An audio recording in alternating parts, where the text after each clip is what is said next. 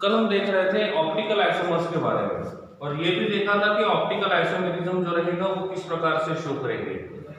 Optical isomerism के लिए दो कंडीशंस बताए थे मैंने। फर्स्ट ऑफ ऑल आपको क्या करना था, आपको ये देखना था कि if molecule plane of symmetry show करता है, इसका मतलब वो ऑप्टिकली इनएक्टिव रहेगा। इफ वो प्लेन ऑफ सिमेट्री शो नहीं करेगा, so that will be optically active. First thing.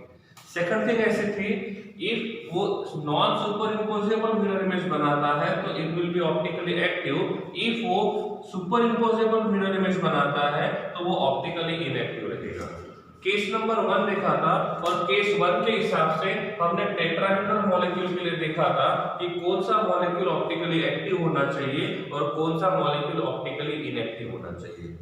If ये मान के चलते हैं कि इफ कोई मॉलिक्यूल ऑप्टिकली एक्टिव है, इफ कोई मॉलिक्यूल ऑप्टिकली एक्टिव है तो क्या होना चाहिए, वो दो इनर्जियोमरिक फॉर्म में रहेगा। उनमें से एक ऑप्टिकली एक्टिव फॉर्म जो रहेगा वो पीपीएल लाइट को क्लॉकवाइज रोटेट करेगा, एंड सेकंड कंपाउंड क्या करेगा, पीपीएल लाइट को एंटी क्लॉकवाइज रोटेट करेगा। ठीक है, तो ये दो पॉसिबिलिटीज मैंने आपको बताई थी। ठीक है, अब क्या करना है, ये तो केस 1 था जो हमने टेट्राहेड्रल के लिए देखा था।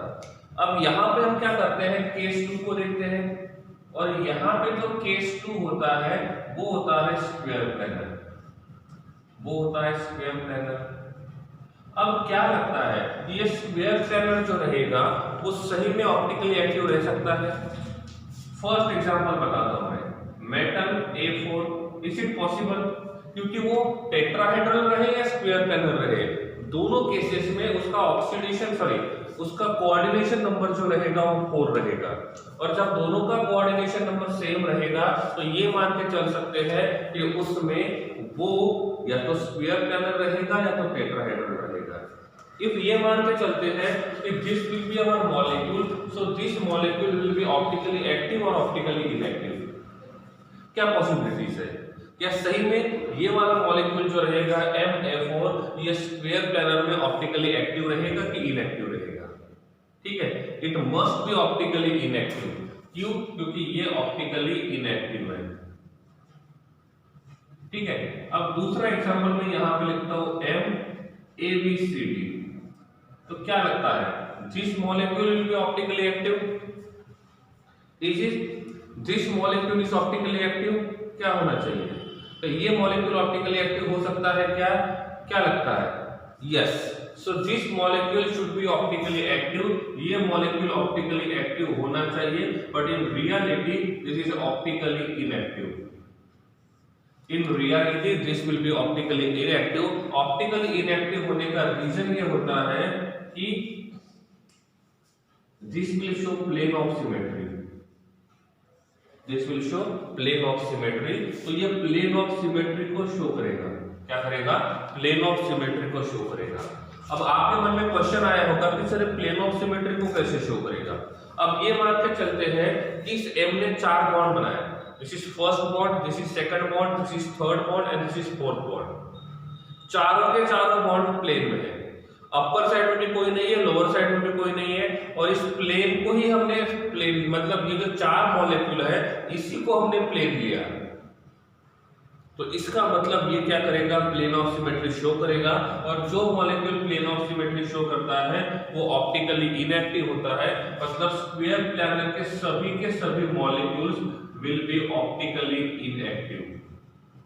तो स्क्वायर प्लेनर में एक भी मॉलिक्यूल जो रहेगा वो ऑप्टिकली एक्टिव नहीं रहेगा, सभी के सभी मॉलिक्यूल्स जो रहेंगे वो ऑप्टिकली इनएक्टिव रहेंगे। ठीक है, सो केस 1 टेट्राहेड्रल में दोनों पॉसिबिलिटी है, weather it will be optically active या तो वो ऑप्टिकली इनएक्टिव भी हो सकता है। लेकिन स्क्वायर प्लेनर में ऑल मॉलिक्यूल्स एक ही प्लेन में है और उसी प्लेन को हम लोग as a plane axis consider करते हैं, so it will show the plane of symmetry. और इफ ये प्लेन ऑफ सिमेट्री शो करता है तो इसका मतलब this will be optically inactive. ठीक है, तो ये क्या होना चाहिए, ऑप्टिकली इनएक्टिव होना चाहिए। अब हम देखते हैं केस 3। हम देखते हैं केस 3। अब यहाँ पे जब हम केस 3 के बारे में बात करते हैं तो केस 3 में सबसे पहले हम लोग क्या करेंगे, केस 3। सो केस 3 जो रहेगा it is applicable for octahedral molecule. It is applicable for octahedral molecule. ठीक है, अब ऑक्टाहेड्रल मॉलिक्यूल को थोड़ा सोच समझ के देखना है। ऑक्टाहेड्रल मॉलिक्यूल को थोड़ा सोच समझ के देखना है। पहली कंडीशन, मेटल A6, क्या लगता है this will be optically active और optically inactive? This will be optically active, optically inactive. मेरे हिसाब से ये ऑप्टिकली इनएक्टिव होना चाहिए। कैसे? 6 बॉन्ड है, ए अपर साइड में ए और लोअर साइड में ए। इफ मैं अपर और लोअर वाला प्लेन लेता हूं तो अपर साइड का ए चला गया और लोअर साइड का ए चला गया, और इस साइड में 2 ए है और इस साइड में 2 है, तो it will show plane of symmetry. ठीक है, इफ मैं इसको प्लेन एक्सिस कंसीडर करता हूं तो यहां से मैं एक्सिस को ड्रॉ करता हूं, तो अपर साइड का ए चला गया, लोअर साइड का ए चला गया, यहां का ए चला गया, यहां का ए चला गया, ऐसे। तो इस साइड में एक ए है और इस साइड में एक ए है, तो यहां से हम लोग प्लेन ड्रॉ करते हैं, तो इस साइड में एक ए है और यहां पे एक ए है, इसका मतलब ये प्लेन ऑफ सिमेट्री शो करेगा। इफ हम यहां से प्लेन को ड्रॉ करते हैं ऐसे, इस प्लेन से, तो क्या होगा? इससे क्या होगा? अपर साइड में एक ए है, लोअर साइड में एक ए है। It means that upper side का पोर्शन और लोअर साइड का जो पोर्शन रहेगा दैट विल बी सेम। इसका मतलब ये प्लेन ऑफ सिमेट्री शो करता है। So this will show plane of symmetry, और इफ ये प्लेन ऑफ सिमेट्री शो करेगा so this will be optically inactive. तो ये कैसा होना चाहिए? Optically inactive. देखो, पहली बात, मॉलिक्यूल ऐसा लेते हैं, मॉलिक्यूल ऐसा लेते हैं 1 2 3 4, this will B 5 and this will B 6। हम प्लेन को ऐसा भी ले सकते हैं। इफ ऐसा कट करेंगे तो ऊपर और नीचे वाला इफ सिमेट्रिकल होता है, so that will show, it will show plane of symmetry। ठीक है, अब ये मान के चलते हैं कि हमने यहां से एक्सिस ड्रॉ किया ऐसे, तो ऊपर वाला कट गया और नीचे वाला कट गया। अब बचा फर्स्ट हाफ और सेकंड हाफ, फ्रंट साइड का हाफ और बैक साइड का हाफ। फ्रंट साइड का हाफ और बैक साइड का हाफ दोनों इक्वल रहेंगे, it means that it will show plane of symmetry. Did you get my point? समझ रहे हैं नहीं समझ रहे हैं? इफ हम ऐसे एक्सिस ड्रॉ करते हैं ऐसे, तो ये दोनों चले गए, अपर साइड वाला चला गया और लोअर साइड वाला चला गया, तो ऐसे कट करेंगे तो अपर साइड का एक, लोअर साइड का एक, ये फ्रंट साइड का एक और ये बैक साइड का एक, 4 चले गए। तो फ्रंट साइड में यहां पे एक ए है और यहां पे दूसरा ए है, तो इफ ये दोनों के दोनों हाफ सिमेट्रिकल होते हैं it means it will show plane of symmetry. और जितने स्ट्रक्चर वो शो करेगा उनमें से एक भी साइड से वो प्लेन ऑफ सिमेट्री शो करता है। मैंने क्या बोला? वो एक भी साइड से प्लेन ऑफ सिमेट्री शो करता है, it means that it will optically inactive. वो कैसा होना चाहिए? ऑप्टिकली इनएक्टिव होना चाहिए। ठीक है, अब बात करते हैं हम दूसरे मॉलिक्यूल की, बात करते हैं दूसरे मॉलिक्यूल की, और यहां पे हम जो दूसरा मॉलिक्यूल लिखते हैं दैट इज MA4B2। तो क्या लगता है? This will show plane of symmetry. Is it possible? आप एक बार बताओ मुझे, ये प्लेन ऑफ सिमेट्री शो करेगा कि नहीं करेगा? Sorry, plane of symmetry show करेगा कि नहीं करेगा? वहीं से पता चलेगा whether it will be optically active और whether it will be optically inactive. क्या लगता है? प्लेन ऑफ सिमेट्री शो करेगा? यस, इसका मतलब this will be optically inactive. अब आप बोलोगे कैसे? देख ही लेते हैं। अब क्या किया, जो प्लेन में 4 बॉन्ड है चारों के चारों ए मान के चलते हैं। चले, ठीक है, ए ए ए ए, अपर साइड में बी है और लोअर साइड में बी है, अपर साइड में बी है और लोअर साइड में बी है, और मैं यहां से बीच में से लाइन ड्रॉ करता हूं ऐसे बीच में से, तो क्या होगा? अपर साइड का बी चला गया, लोअर साइड का बी चला गया, अब फ्रंट साइड में 2 ए है और बैक साइड में दोनों ए है, मतलब इसको हमने 2 इक्वल पार्ट में डिवाइड कर दिया। और जब ये टू इक्वल पार्ट में डिवाइड हो जाएगा इसका मतलब ये प्लेन ऑफ सिमेट्री शो करेगा, और इफ ये प्लेन ऑफ सिमेट्री शो करेगा so this will be optically inactive. दूसरी बात, इफ हम ऐसा कट करते हैं तो क्या होगा, अपर साइड का बी चला गया, लोअर साइड का बी चला गया, इस साइड का ए चला गया, इस साइड का ए चला गया, यहाँ पे एक ए है, यहाँ पे एक बी है, और दो इक्वल पार्ट में डिवाइड कर दिया, तो यहां से भी ये प्लेन ऑफ सिमेट्री शो कर रहा है। सपोज हम इसको प्लेन लेते हैं इसको, और इसको हमने कट कर दिया, तो क्या हुआ, ये प्लेन के चारों ए कट हो गए। अब अपर साइड में बी है और लोअर साइड में बी है, इसका मतलब अपर साइड वाला हाफ और लोअर साइड वाला half both are equal. It means यहां से भी वो क्या करेगा, प्लेन ऑफ सिमेट्री शो करेगा, और ऐसा होता है इट मींस दैट ये जो रहेंगे ये क्या करेंगे, ऑप्टिकली इनएक्टिव रहेंगे। थर्ड, सपोज मैं यहां से MA5B1 को शो करता हूं, तो क्या ये ऑप्टिकली इनएक्टिव रहेगा या ऑप्टिकली एक्टिव रहेगा, क्या ये ऑप्टिकली एक्टिव रहेगा या ऑप्टिकली इनएक्टिव रहेगा? Two possibilities are there only, either active either inactive. मेरे हिसाब से ये इनएक्टिव होना चाहिए। कैसे? अब हमने क्या किया, चारों के चारों ए मान लिए, अपर साइड में ए है और लोअर साइड में बी है। चार ए है, अपर साइड में ए है और लोअर साइड में बी है। अब मैंने ऐसा बीच में से कट किया, तो अपर साइड का ए चला गया, लोअर साइड का बी चला गया, जो कट हो गए उनको भूल जाओ। फ्रंट साइड में क्या बचे, 2a, बैक साइड में क्या बचे, 2a, और ये फ्रंट साइड का हाफ और बैक साइड का half both are equal, both are identical. It means ये क्या करेगा, प्लेन ऑफ सिमेट्री शो करेगा। आपको एक भी साइड से प्लेन ऑफ सिमेट्री मिलता है तो ये मान के चलना है कि it will be optically inactive. क्या होना चाहिए, optically inactive. Clear? It is possible, it is possible. Okay okay, ठीक है। नेक्स्ट,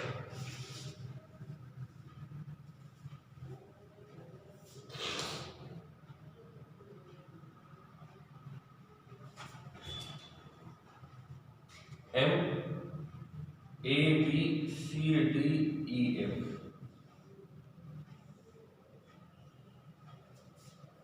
सही है, इस प्रकार से। तो क्या ये मॉलिक्यूल ऑप्टिकली एक्टिव रहेगा या ऑप्टिकली इनएक्टिव रहेगा?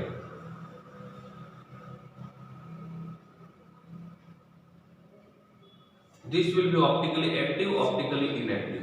तो ये कैसा होना चाहिए, ऑप्टिकली एक्टिव होना चाहिए। ठीक है, अब देखो, दिस इज क्लियर।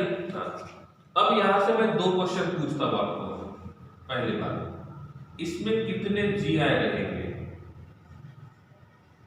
उनमें से ऑप्टिकली एक्टिव कितने रहेंगे और ऑप्टिकली इनएक्टिव कितने रहेंगे? कितने GI रहेंगे, उसमें से कितने ऑप्टिकली एक्टिव रहेंगे और कितने ऑप्टिकली इनएक्टिव रहेंगे। ठीक है, और स्टीरियोआइसोमर का मतलब होता है optically active plus optically inactive, इन दोनों का एडिशन होता है स्टीरियोआइसोमर, मतलब ये वाला। ठीक है, तो स्टीरियो में ऑप्टिकली एक्टिव भी आ जाएंगे, ऑप्टिकली इनएक्टिव भी आ जाएंगे। ठीक है, तो सबसे पहली बात हम GI को फाइंड करेंगे। सो number of GI will be 15, number of GI will be 15। ठीक है, तो यहाँ पे नंबर ऑफ GI जो रहेंगे वो कितने रहेंगे, 15 रहेंगे, और 15 के 15 वाले जो रहेंगे वो ऑप्टिकली एक्टिव रहेंगे और 0 रहेंगे ऑप्टिकली इनएक्टिव। तो 0 रहेंगे ऑप्टिकली इनएक्टिव। ठीक है, अब ये बड़ा क्वेश्चन है, बड़ा क्वेश्चन है मतलब हमको 15 स्ट्रक्चर्स ड्रॉ करने पड़ेंगे। स्पेशली जो मैथ्स वाले हैं वो परम्यूटेशन कॉम्बिनेशन से इसको सॉल्व कर सकते हो। अब इसी के जैसे सिंपल क्वेश्चन देखते हैं, ये वाला कौन सा, MA4B2। ठीक है, मैं सेकंड वाला फिर से यहां पे लिखता हूं, दैट इज MA4B2, और बाद में क्वेश्चन नंबर 4 पे आता हूं। मैंने क्वेश्चन पूछा how many GI is possible, मैंने क्वेश्चन पूछा how many GI is possible, तो इसमें कितने GI पॉसिबल होने चाहिए, इसमें कितने GI पॉसिबल होने चाहिए? So how many number of GI is possible? 2. कौन से सेंटर में मेटल है, this is planar bond, this is above the plate and this is below the plate, ठीक है, इस प्रकार से। सो ये हमने ऑक्टाहेड्रल मॉलिक्यूल यहाँ पे ड्रॉ किया है, ठीक है। हाँ, अब क्या कर सकते हैं, 4 ए है तो अभी मैंने चारों ए ऐसे लिख दिए और यहाँ पे बी और बी लिख दिया। तो पहला कॉम्बिनेशन क्या बनेगा जीआई के लिए, क्या बनेगा, A opposite A opposite A, be opposite B, सही है। Is it clear, is it clear. उसके बाद क्या करेंगे, हमने ए और बी का पोजीशन चेंज कर दिया, so this is B and this is A. अब क्या बनेगा, यहां पे बनेगा A opposite A opposite B, A opposite B, A opposite B, A opposite B. अब क्या किया, इन दोनों का पोजीशन एक्सचेंज कर दिया, तो यहां पे रहेगा बी और यहां पे रहेगा ए अपोजिट ए अपोजिट बी और फिर ए अपोजिट बी। इसका मतलब सेकंड और थर्ड वाला जो रहेगा वो आइडेंटिकल है, सेकंड और थर्ड कैसा है, आइडेंटिकल है। अब यहाँ पे सेकंड और थर्ड वाला आइडेंटिकल है तो थर्ड वाले को निकाल देते हैं, थर्ड वाले को निकाल देते हैं। अब पहले हम इसकी बात करते हैं, सेकंड वाले इसकी, क्या ये वाला मॉलिक्यूल ऑप्टिकली एक्टिव रहेगा, क्या ये वाला मॉलिक्यूल ऑप्टिकली एक्टिव रहेगा,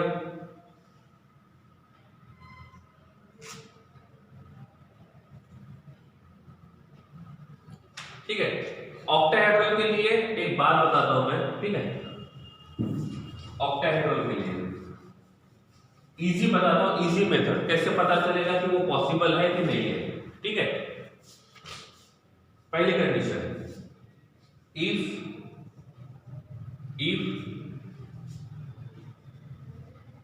any one pair has same ligand,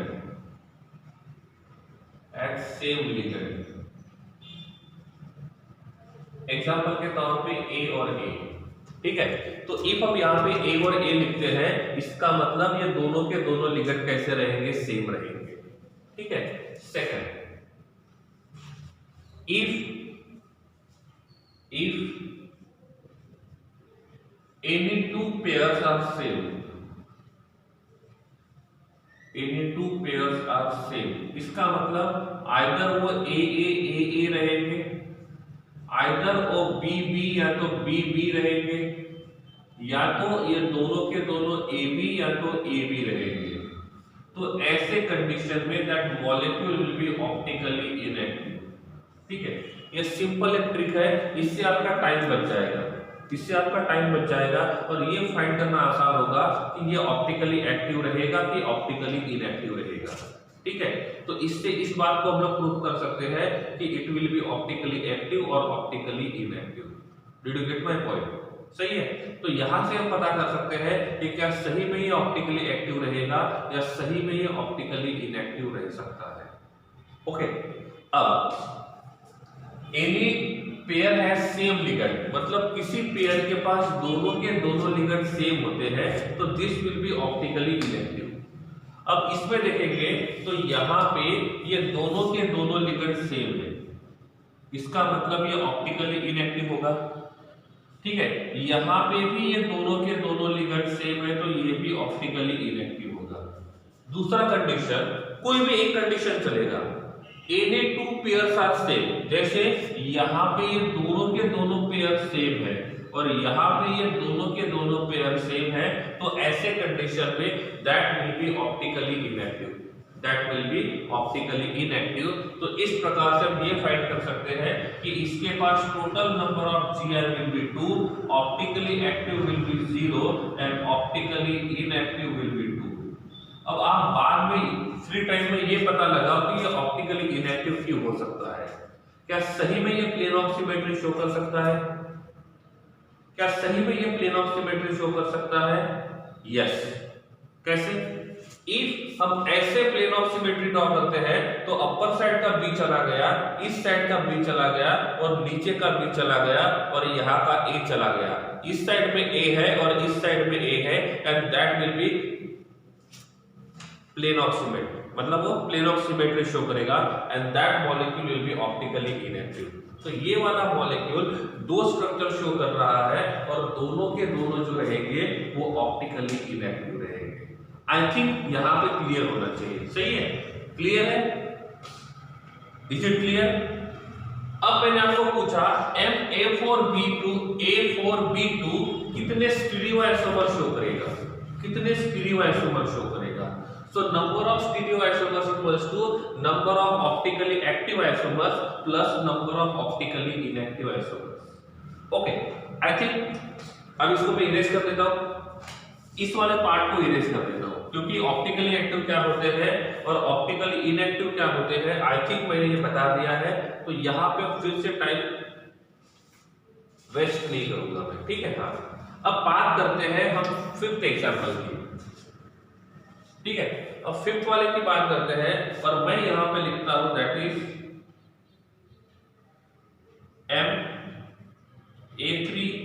MA3BCD। So how many GI will be there? How many optically active GI will be there and how many optically inactive will be there? क्या लगता है, find कर सकते हो?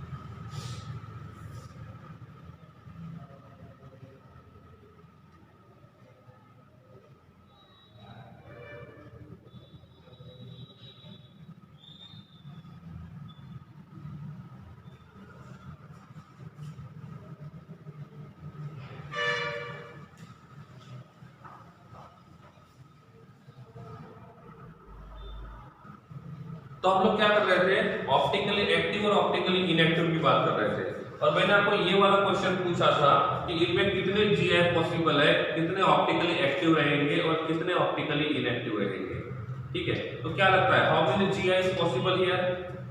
How many GI is possible here? So number of GI possible will be 3, 2 और 4, it may be 5। तो इसमें GI का वैल्यू डिफरेंट हो सकता है, ठीक है? इफ हम इसको फाइंड करने की कोशिश करते हैं सो number of GI will be number of GI will be 4। तो कितने GI पॉसिबल है? 4 GI पॉसिबल रहेंगे, ठीक है? कौन से पॉसिबल रहेंगे वो देखते हैं, ठीक है? 3A है और BCD है।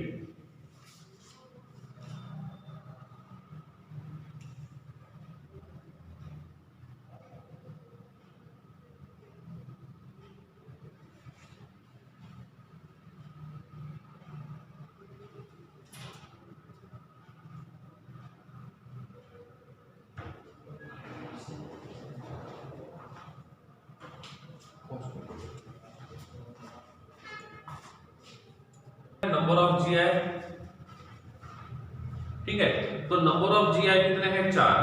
और जो 4 GI रहेंगे, 4 में से ऑप्टिकली एक्टिव कितने हैं?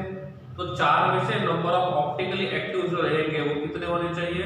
सो optically active will be 1, so optically active will be 1 and optically inactive will be 3. Did you get my point? ये बात क्लियर है? ये बात क्लियर है? स्ट्रक्चर ड्रॉ करते हैं. B, this is C and this is D. So क्या लगता है? This will be optically active, optically inactive. ये वाला जो है इसको कैसे ड्रॉ करेंगे? लिखेंगे कैसे? A attached to A opposite A opposite B and C opposite D. This is first one. ये वाला अरेंजमेंट.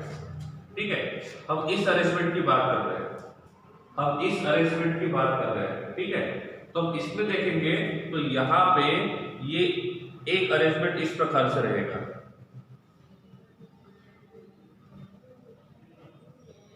ठीक है, ये एक अरेंजमेंट जो रहेगा वो इस प्रकार से रहेगा. दूसरा अरेंजमेंट क्या पॉसिबल हो सकता है?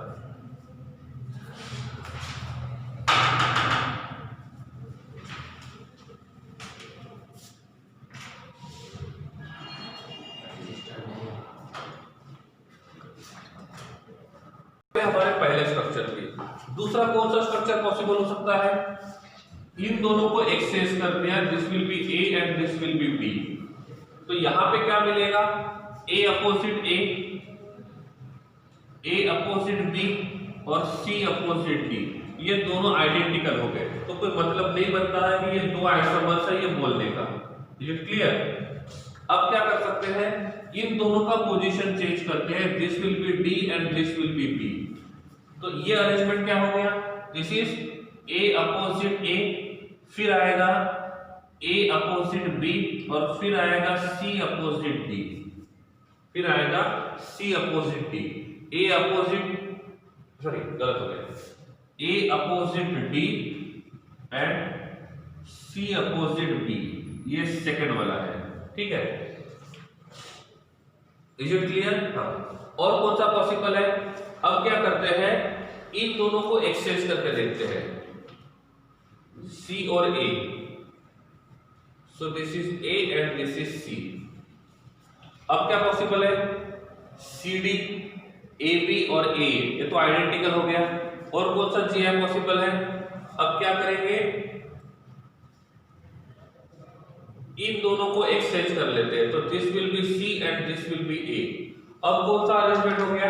यहां पे जो अरेंजमेंट हो गया that is A attached to C, that is A attached to D and that is B attached to D. तो एक हो गया, ये दूसरा हो गया और तीसरा हो गया. क्या चौथा सही में पॉसिबल है या ऐसे ही लिखा हुआ है? वो देखते हैं. और क्या कर सकते हैं?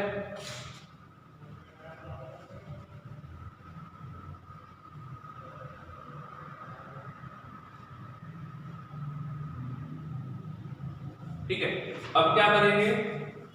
इन दोनों को एक्सचेंज करके देखते हैं. तो यहाँ पे कौन है? C. तो C को यही रहने देते हैं. इस D को या B को यहाँ, D को यहाँ लेके जाते हैं और B को यहाँ लेके आते हैं. देखो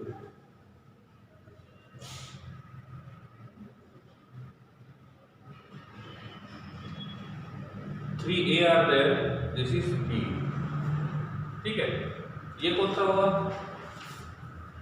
ये कौन सा हुआ? That is A attach to C. एक मिनट, स्टार्टिंग से करते हैं. ठीक है, हाँ गड़बड़ हो गया.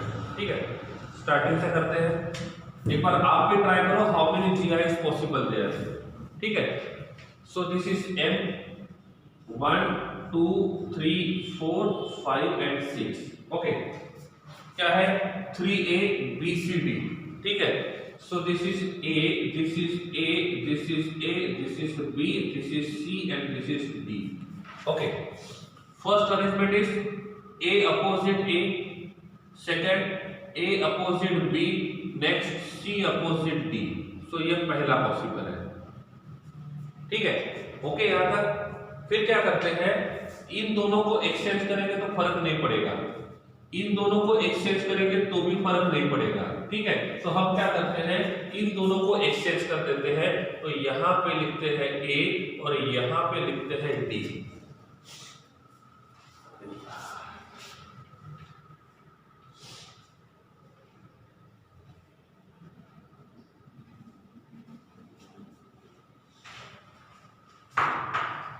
बहुत प्रॉब्लम है क्या नेट ही लॉस हो रहा है।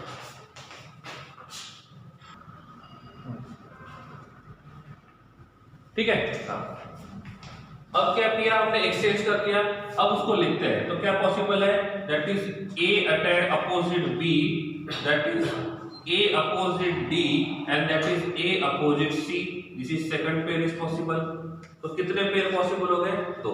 अब क्या करते हैं, इन दोनों को एक्सचेंज करने से मेरे हिसाब से ज्यादा फर्क नहीं पड़ेगा।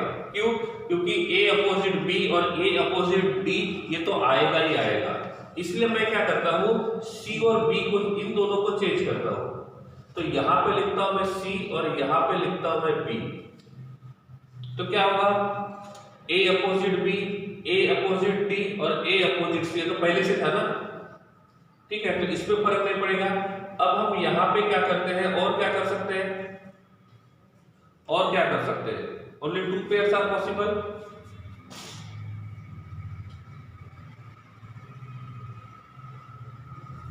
इन दोनों को चेंज करता हूं मैं, यहां पे लिखता हूं A और यहां पे लिखता हूं मैं B। अब क्या पॉसिबिलिटी है वो देखते हैं।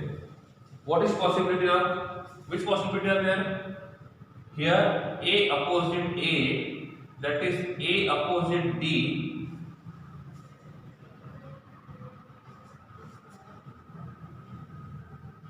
And A opposite C।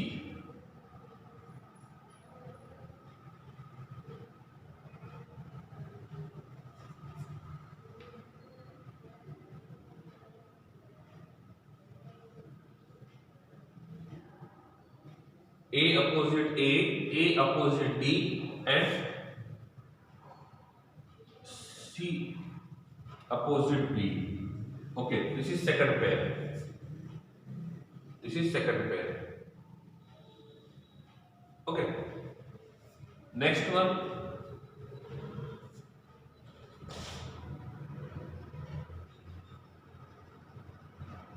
CD हो गया, AA हो गया।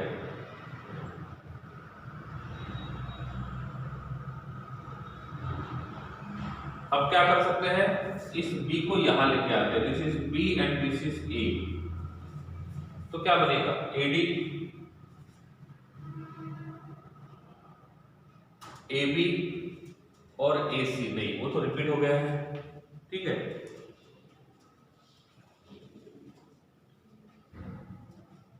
ठीक है, अब इन दोनों को एक्सचेंज करते हैं। यहां पे लिखता हूं A और यहां पे लिखता हूं C। अब क्या होगा, A A, okay, AA AD,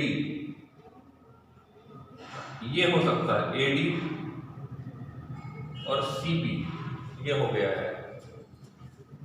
only 3 are possible.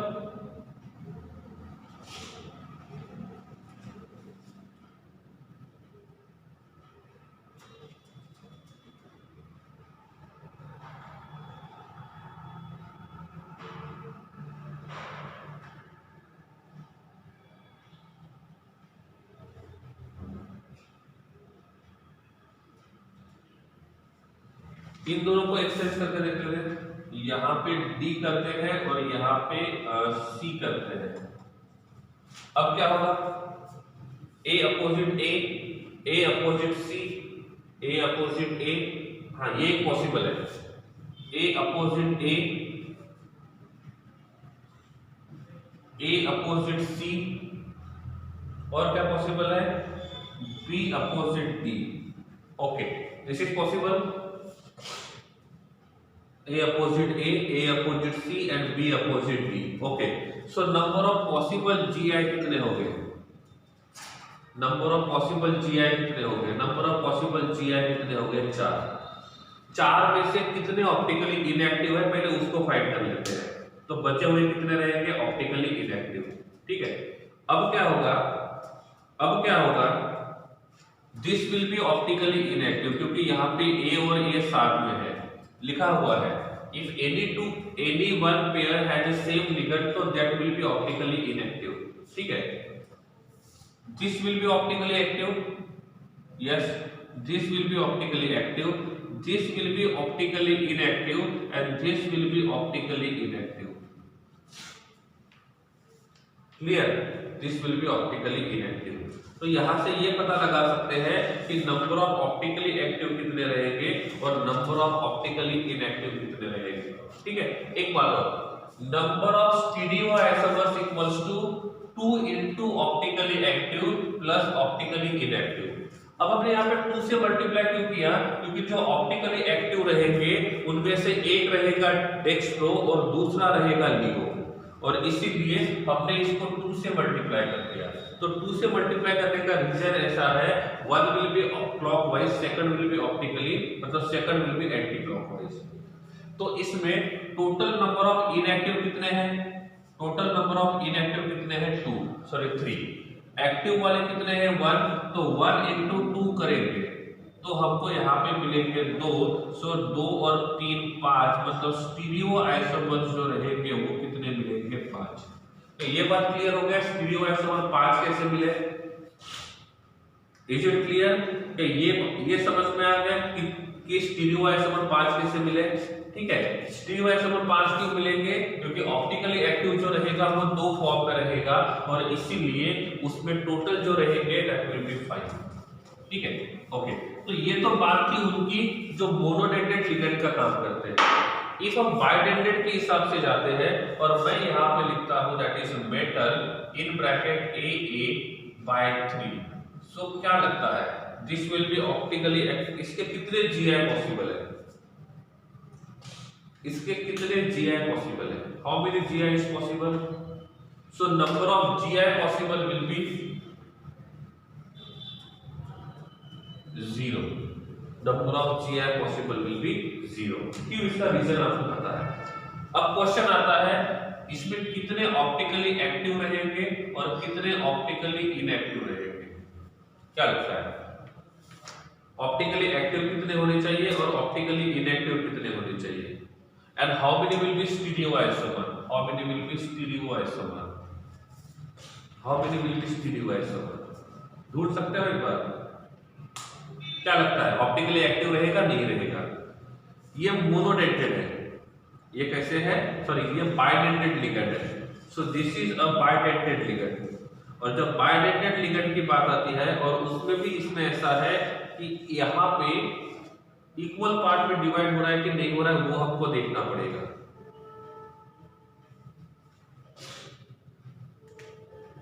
ठीक है, तो इसमें ऐसा होगा this is A attached to A, bond angle is 90, bond angle is 90, सही है।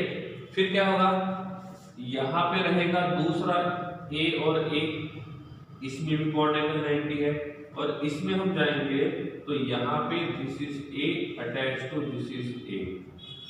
ओके, क्या ये प्लेन ऑफ सिमेट्री शो करेगा, क्या ये प्लेन ऑफ सिमेट्री शो करेगा,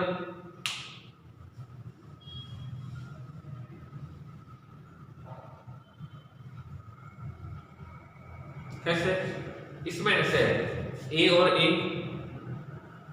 सही है ना, इस साइड पे A और A ऐसे ज्वाइंट है। ओके, इस साइड का A जो है वो इस A के साथ अटैच्ड है और इस साइड का A जो रहेगा वो इधर अटैच्ड है। समझ गए क्या बोला मैंने, A और A यहाँ पे अटैच्ड है, ये यहाँ से इसको अटैच्ड है और ये यहाँ से इधर अटैच्ड है। Did you get my point, देखो ये दोनों यहाँ पे ऐसे अटैच्ड है, ये ऐसे, तो this is attached with like this one, और ये वाला ऐसे अटैच्ड है। इफ मैं इसको प्लेन लेता हूं इसको, तो क्या बचा, क्या बचा, इधर A और इधर A, सही है। तो ये एक पॉसिबल स्ट्रक्चर है, तो क्या ये प्लेन ऑफ सिमेट्री शो करेगा। अब मैं यहां से डिवाइड करता हूं ऐसे, तो क्या होगा, क्या ये प्लेन ऑफ सिमेट्री शो कर सकता है, ये प्लेन ऑफ सिमेट्री शो करेगा या नहीं करेगा, it will show plane of symmetry और नॉट। मुझे लगता है ये प्लेन ऑफ सिमेट्री शो नहीं करेगा, कैसे, एक मैं इसको ऊपर से सब बीच में से कट कर देता हूं, तो यहां पे ये दोनों के दोनों लिगेंड एक दूसरे के साथ ज्वाइंट है और ये दोनों के दोनों लिगेंड एक दूसरे के साथ ज्वाइंट नहीं है। समझ के मेरी बात को। अब मैं उसको बीच में से कट करता हूं। इसका एग्जांपल लेके बताता हूं मैं, लाइक दिस वन। सपोज यहाँ पे Fe है, इस Fe ने 6 बॉन्ड बनाए हैं ऐसे, ठीक है। यहाँ पे अटैच्ड है O attach to C double bond O attach to C double bond O attach to O, like this one ऐसे, ठीक है। इसको ऑक्सिलेटर बोलेंगे हम लोग। यहाँ पे भी सेम कंडीशन रहेगी। This is C double bond O attach to O attach to C double bond O attach to O। Okay, next condition O attach to C double bond O, O attach to C double bond O attach to this one, इस प्रकार से। अब मैं आपको बोलता हूं कि मैंने यहां से प्लेन ड्रॉ किया ऊपर और नीचे में से, तो मिलने वाला ये वाला पार्ट और ये वाला पार्ट सेम है या डिफरेंट है? दैट विल बी सेम और डिफरेंट। देखो, इसका GI1 है और GI1 नो GI का मतलब होता है इसका एक ही स्ट्रक्चर पॉसिबल है, और ये वाला स्ट्रक्चर जो है वो क्या प्लेन ऑफ सिमेट्री शो करेगा? अरे क्या किया आपने, ऐसे बीच में से कट किया ना, और बीच में से कट करने के बाद यहाँ पे जो हमको पार्ट मिल रहा है और यहाँ पे जो हमको पार्ट मिल रहा है, बोथ आर सेम और डिफरेंट, बोथ आर सेम और डिफरेंट।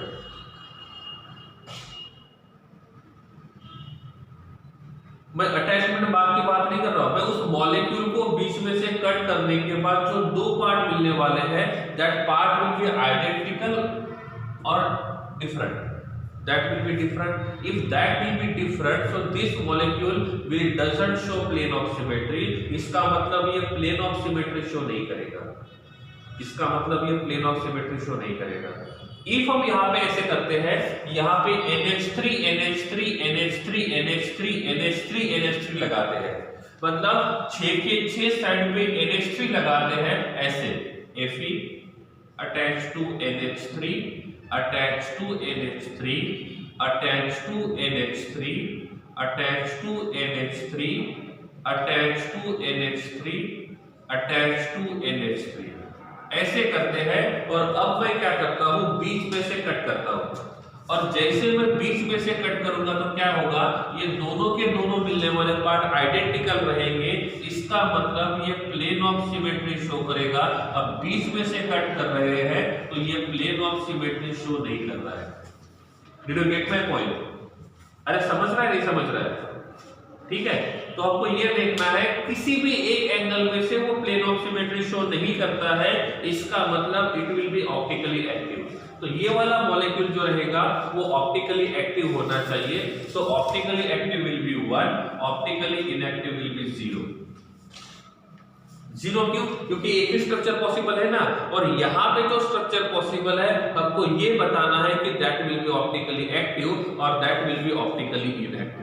ठीक है, तो इस प्रकार से हमको ये देखना है। तो इसके पास total number of stereo isomers कितने रहेंगे? Total number of stereo isomers कितने रहेंगे? How many number of stereo isomers will be there?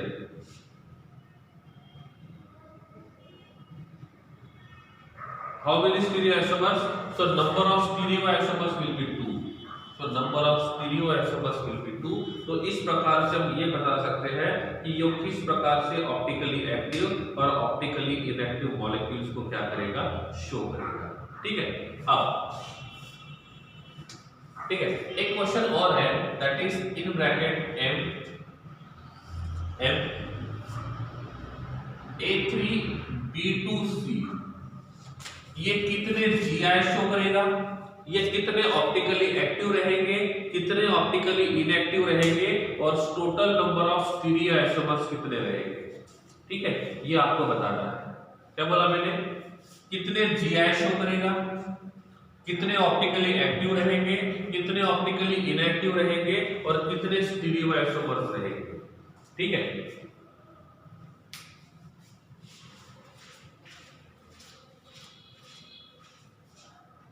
ठीक है, हम देख रहे हैं कि इसके कितने पॉसिबिलिटीज है इस मॉलिक्यूल में। ठीक है, तो O एक पॉसिबल है, अब क्या कर सकते हैं, हम ए और बी को एक्सचेंज कर देते हैं। इन दोनों को एक्सचेंज करेंगे तो फर्क नहीं पड़ेगा, इन दोनों को एक्सचेंज करते हैं, यहाँ पे लिखते हैं बी और यहाँ पे लिखते हैं ए। तो इसमें क्या होगा, यहाँ पे पॉसिबिलिटी है ए अपोजिट ए, फिर है बी अपोजिट बी और फिर है ए अपोजिट सी। एक पॉसिबिलिटी बन गया। अब क्या कर सकते हैं, हम ए और बी दोनों को एक्सचेंज करते हैं। तो यहाँ पे हमने लिख दिया बी और यहाँ पे लिख दिया ए।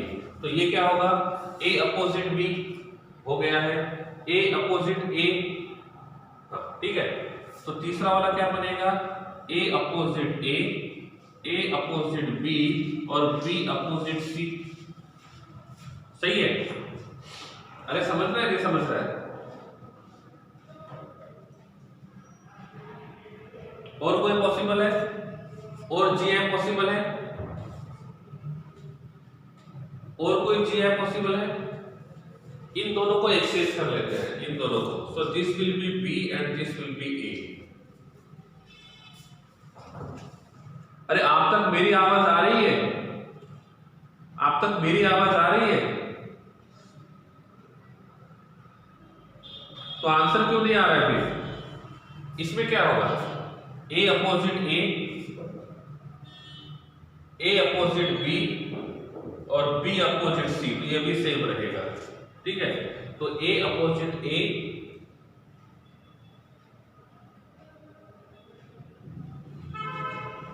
ओके जी हाँ वो हो गया है। ए बी और ए सी, आपने जो आंसर लिखा है वो ऑलरेडी हमने लिख लिया है। So how many G I will be there, क्या लगता है, how many G I will be there? One more possible, one more possible, no. So number of G I will be 3। Okay, out of 3 how many will be optically active? इनमें से कितने optically active रहेंगे और कौन से number वाले? इनमें से कितने ऑप्टिकली एक्टिव रहेंगे और कौन से नंबर वाले?